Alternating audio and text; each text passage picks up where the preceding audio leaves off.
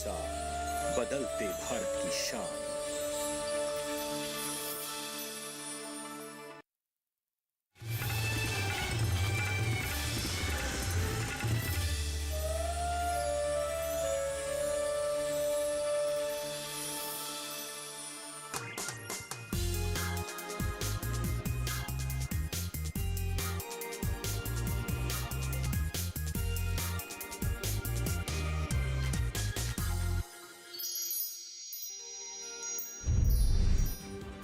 किसानों की आय बढ़ाने के लिए नई एफपीओ पॉलिसी लाएगी केंद्र सरकार। उपज क्वालिटी और बेहतर करना भी प्लान का हिस्सा।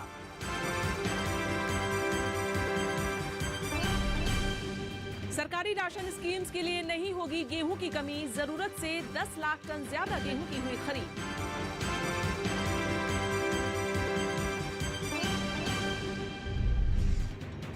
बिहार, झारखंड और ओडिशा में लू का कहर। फिलहाल भीषण गर्मी से राहत मिलने के नहीं हैं आसार।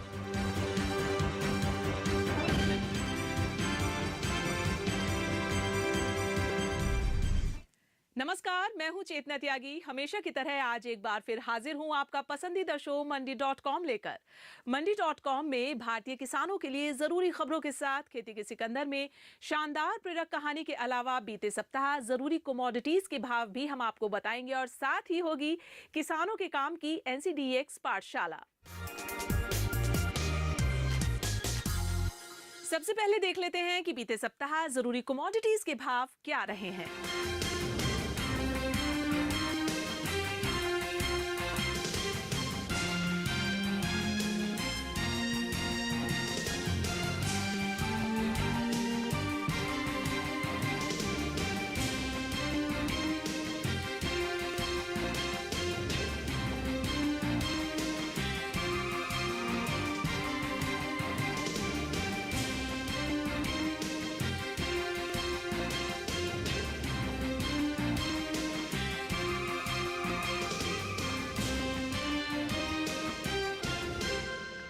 और अब एक नजर बीते सप्ताह खेती किसानी की बड़ी खबरों पर।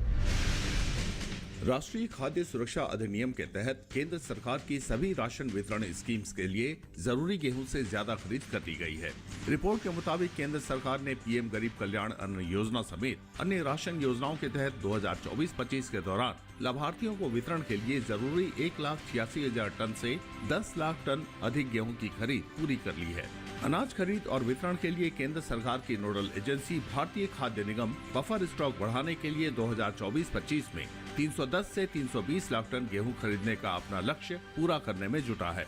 इसके साथ ही खुले बाजार में अनाज की खुदरा कीमतों में नियंत्रण के लिए सरप्लस अनाज का स्टॉक बनाया जा रहा है। खरीफ सीजन में दालों की बुआई को बढ़ावा देने के लिए केंद्र सरकार ने कमर कस ली है। यूपी समेत कई राज्यों ने दालों का रकबा बढ़ाने के लिए नोडल एजेंसी NCCF को जिम्मेदारी सौंपी है। NCCF किसानों को उच्च क्वालिटी के बीज और खाद समेत अन्य सुविधाएं और जानकारी उपलब्ध कराने के लिए प्राथमिक कृषि ऋण समितियों के साथ मिलकर काम करेगी।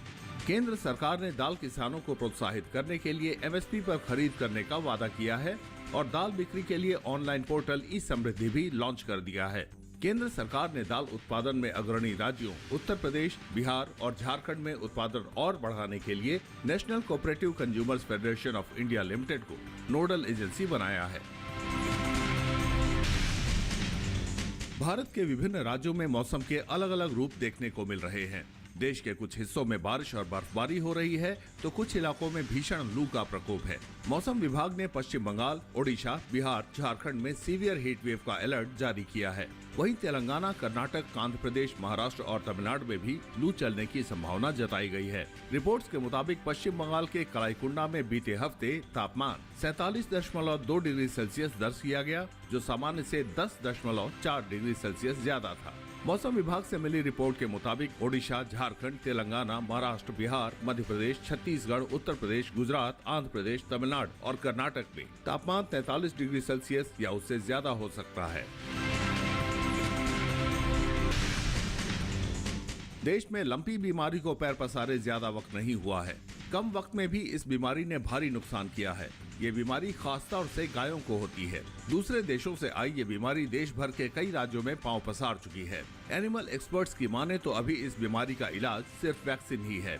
परेशानी की बात है कि मई में लंपी बीमारी के और फैलने का अलर्ट जारी किया गया है। निवेदी संस्थान ने 16 राज्यों के 61 शहरों में लंपी के फैलने की वार्निंग दी है। संस्थान के मुताबिक इस बीमारी का असर उत्तराखंड और कर्नाटक में सबसे ज्यादा देखने को मिल सकता है। किसानों की आमदनी बढ़ाने और कम लागत में अधिक मुनाफा देने के लिए सरकार लगातार प्रयास कर रही है। किसानों की फसलों की बिक्री और उनकी कृषि समस्याओं को हल करने के लिए सरकार 11 साल पहले किसान उत्पादक संगठनों पर पॉलिसी लेकर आई थी। रिपोर्ट के मुताबिक सरकार नई FPO पॉलिसी लाने की तैयारी कर रही है। सरकार किसानों की फसलों की क्वालिटी को बड़े स्तर पर बेहतर बनाने के साथ बुआई से लेकर कटाई, बिक्री और स्टोरेज तक की छोटी छोटी परेशानियों को दूर करने पर काम कर रही है। पॉलिसी का उद्देश्य किसानों की कृषि समस्याओं को दूर करने और कृषि कार्य में सहूलियत देने के साथ उन सभी के लिए समान अवसर तैयार करना होगा जिन्हें वित्तीय लाभ नहीं मिल रहा है। केंद्र सरकार ने 15 अप्रैल से सभी दाल आयातकों, मिलर्स समेत दाल के व्यापार से जुड़े कारोबारियों को स्टॉक लिमिट का खुलासा करने का निर्देश जारी किया है। बाजार में उपलब्धता और आपूर्ति की दिक्कतों को देखते हुए केंद्र सरकार ने जमीनी स्तर पर जांच टीमों को निर्देश दिया है। ये टीम गोदामों, मंडियों और दाल कारोबारियों के यहाँ स्टोरेज का आकलन करेंगी। रिपोर्ट के मुताबिक सरकार को जमाखोरी का अंदेशा है, जिससे कीमतें और बढ़ने की आशंका है। लिहाजा जमीनी हकीकत का पता लगाने के लिए अधिकारी देश भर में गोदामों, मिलों और मंडियों का दौरा करेंगे। और फिलहाल यहाँ वक्त हो गया एक छोटे से ब्रेक का। ब्रेक के बाद खेती के सिकंदर में आज आपको एक ऐसे गांव में लेकर चलेंगे जहां खेती के दौरान ना तो किसी तरह का कोई रसायन इस्तेमाल होता है और ना ही किसी तरह का कोई रासायनिक कीटनाशक इस्तेमाल होता है।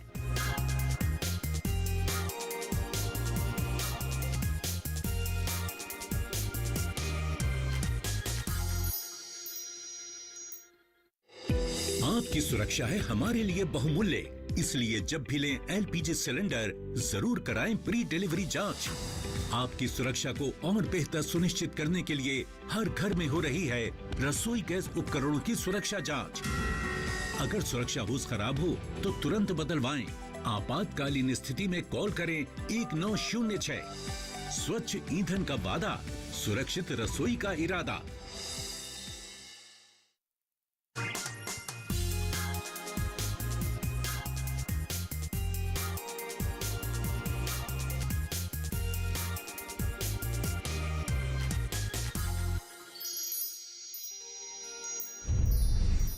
स्वागत है ब्रेक के बाद आप सभी का मंडी.com में। और अब वक्त हो गया है हमारी खास पेशकश खेती के सिकंदर का। देश भर में ऐसे कई किसान हैं जो रसायन मुक्त प्राकृतिक खेती कर रहे हैं, लेकिन सामूहिक तौर पर प्राकृतिक खेती करने की कहानी कम ही सुनने को मिलती है।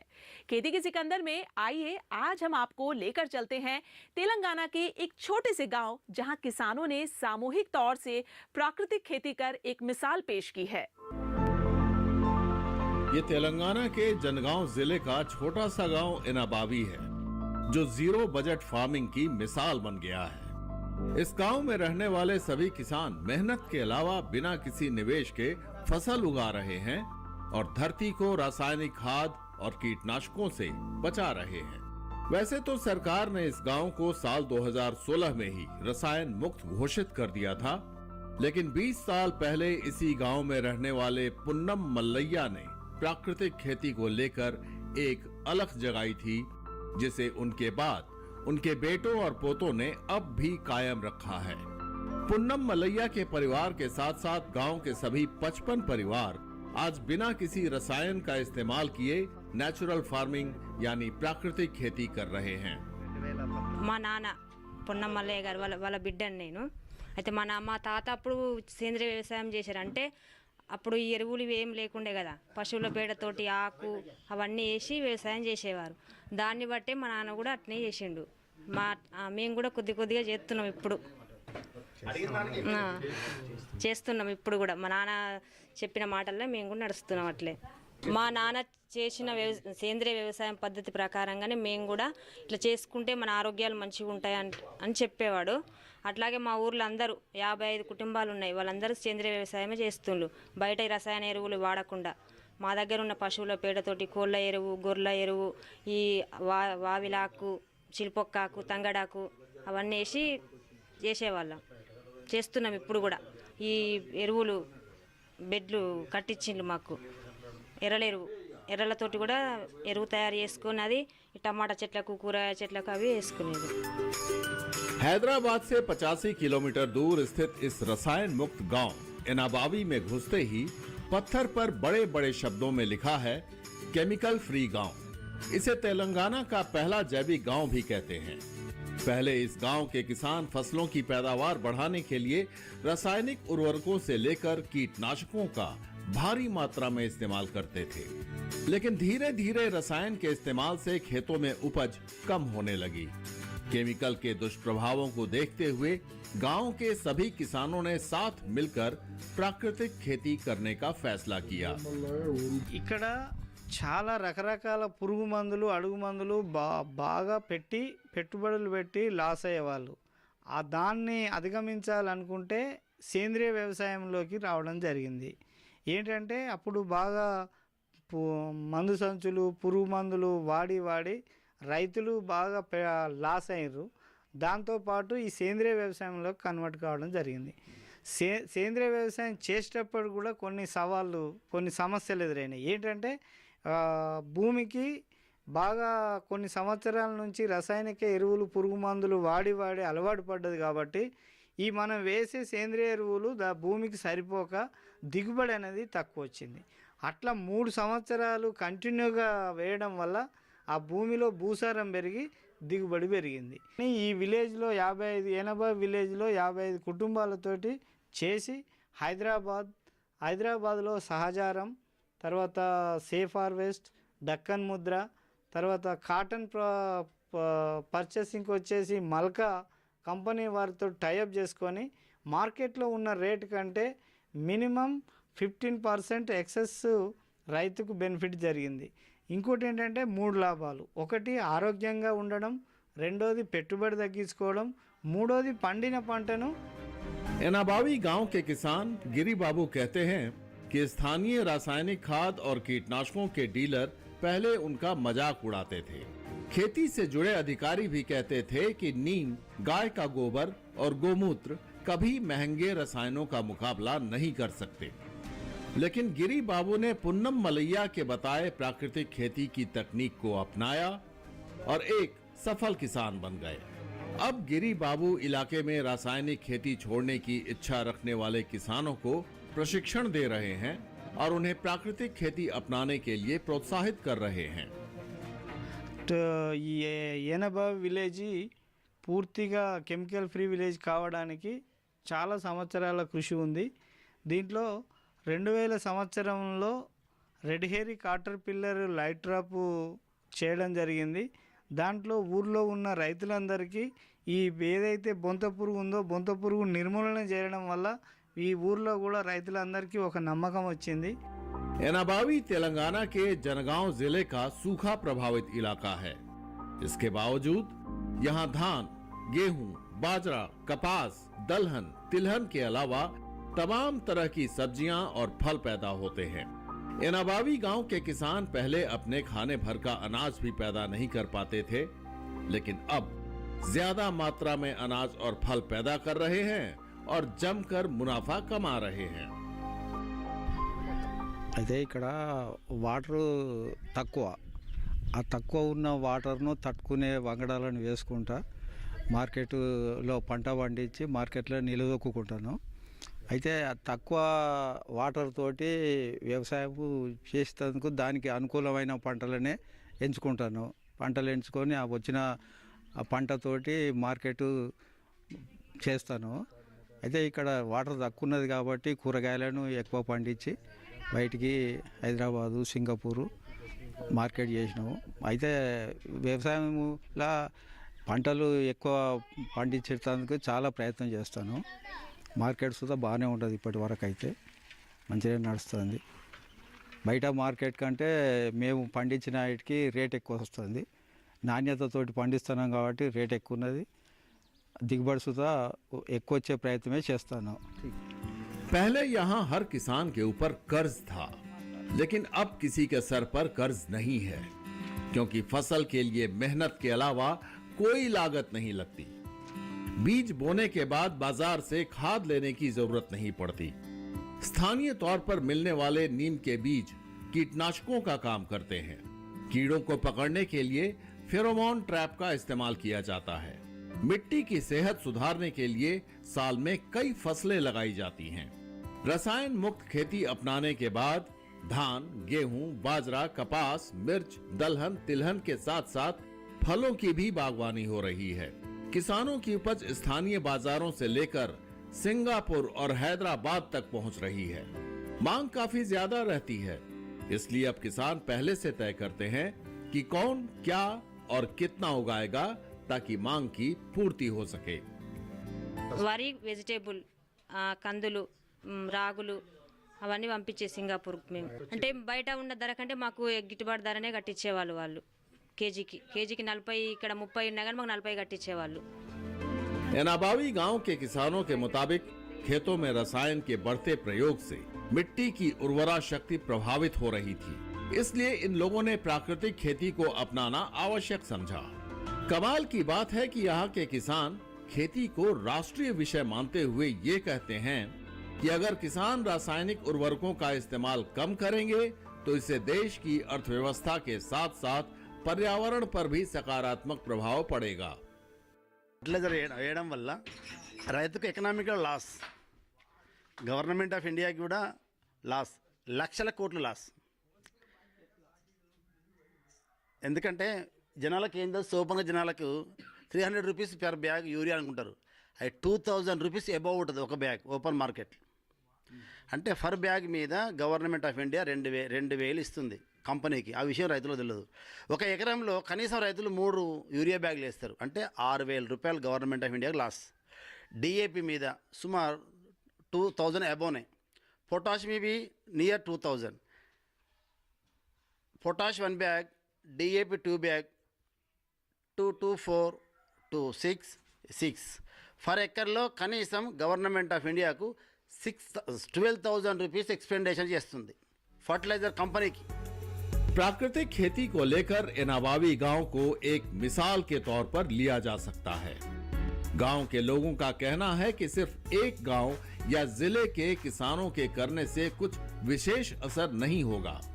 बदलाव के लिए ज्यादा से ज्यादा लोगों को मिलकर काम करना होगा, जैसे कि एनाबावी गांव के किसान करते हैं। स्थानीय स्तर पर भी किसानों को इस तरह की ट्रेनिंग उपलब्ध करानी चाहिए, जिससे ज्यादा से ज्यादा किसान जैविक या प्राकृतिक खेती करें। मंडी.com के लिए तेलंगाना में जनगांव से अनिल वत्स के साथ किशन भारद्वाज। और इस शानदार कहानी के बाद अब वक्त हो गया एक छोटे से ब्रेक का। उसके बाद आपके लिए हम लेकर आएंगे NCDX की पाठशाला।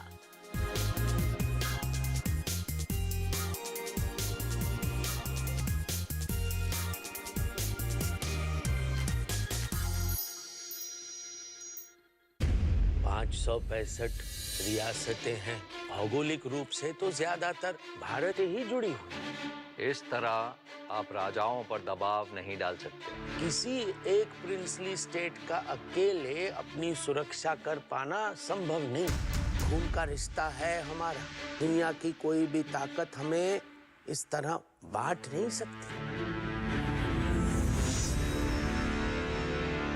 सरदार द गेम चेंजर हर रविवार प्रातः 11:30 बजे और पुनः प्रसारण रात 10 बजे सिर्फ DD नेशनल पर। देश का पहला चैनल, देश का अपना चैनल।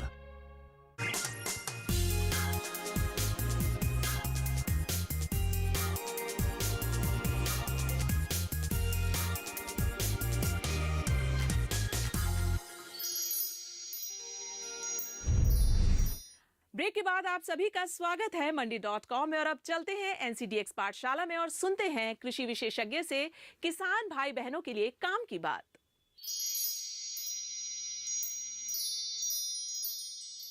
नमस्कार किसान मित्रों, आज हम भारत में पारंपरिक कृषि पद्धति में जो कुछ भी जैविक खाद बनाई जाती है उसकी जानकारी लेंगे। सबसे पहले है कि गाय के गौमूत्र और गोबर से जो कुछ बहुत सारे खाद बनाए जाते हैं उनमें से चंद निविष्टाओं की आज हम जानकारी लेंगे। सबसे पहले हम गाय का गोबर का स्लरी यूज़ करेंगे। ये स्लरी गाय का जो ताज़ा गोबर होता है उसमें नाइट्रोजन बहुत ढेर सारे प्रमाण से होता है। इसका हमें अपना खेती के लिए उपयोग करना है।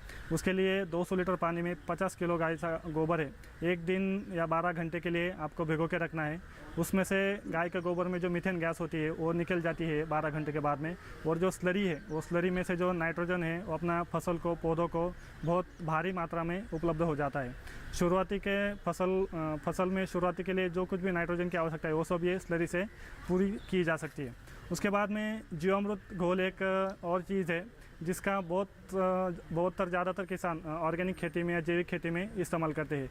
ये जीवामृत खाद बनाने के लिए 20 किलो गाय का गोबर, ताज़ा गोबर, 10 लीटर गाय का गोमूत्र, 1 किलो गुड़ और आधा किलो चने का आटा, ये चीज़ें ज़रूरी होती है। ये सब चीज़ें मिलाकर 200 लीटर पानी में आपको 7 दिन के लिए फर्मेंटेशन रखना है और दिन में 2 बार इसे क्लॉकवाइज घुमाना है।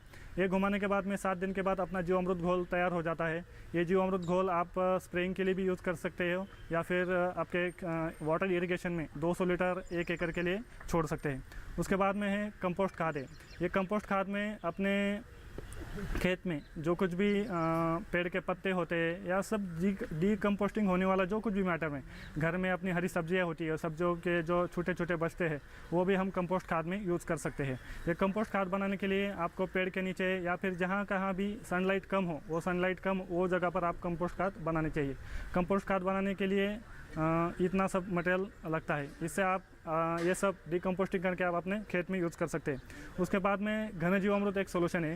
ये घन जीवामृत जहाँ पर लिक्विड फर्टिलाइज़र हम यूज़ नहीं कर सकते, जीवामृत यूज़ नहीं कर सकते, वहाँ पे हम बनाना है। घन जीवामृत बनाने के लिए हमें 100 किलो गाय का सूखा हुआ गोबर चाहिए। वो 100 किलो गोबर के ऊपर हमें 20 लीटर जो जीवामृत पहले हमने जैसे देखा वो 20 लीटर जीवामृत उसके ऊपर डालना है और वो सब इकट्ठा घोल के उसको ढक के रखना है। 72 घंटों के बाद में ये सब जो जीवामृत के में जो बैक्टीरिया है वो सब सुप्तावस्था में जाकर घन जीवामृत में सेट हो जाते हैं। वो हम अपने खेत के लिए 400 किलो घन जीवामृत हमें ड्राई तरीके से हम सॉलिड मैन्योर यूज़ कर सकते हैं। उसके बाद में एक और तरीका है, जिस किसानों के पास गाय का गोबर या गोमूत्र नहीं है वो किसान ये फार्मूला अपना सकते हैं। आप देखते हैं भारत के प्राकृतिक वर्षावनों में जो कुछ भी मिट्टी होती है वो मिट्टी बहुत उपजाऊ मिट्टी होती है और सशक्त मिट्टी होती है। वो उसका जब हम नेचर का साइकिल देखें, जो कुछ भी पेड़ पौधों के पत्ते गिरते हैं वो वही ज़मीन में डिकम्पोस्टिंग होता है और डिकम्पोस्टिंग होने के बाद में उसकी ज़मीन बहुत उपजाऊ होती है। इसके लिए हमें क्या करना है कि अपने खेत में जो कुछ भी एकदल धान है, द्विदल धान है, वो सब इकट्ठा करके, जैसे कि ताग हो, ढेंचा हो, तिल हो, ज्वारी है, बाजरी है, ये सब इकट्ठा करके अपने खेत में बोना है उसे।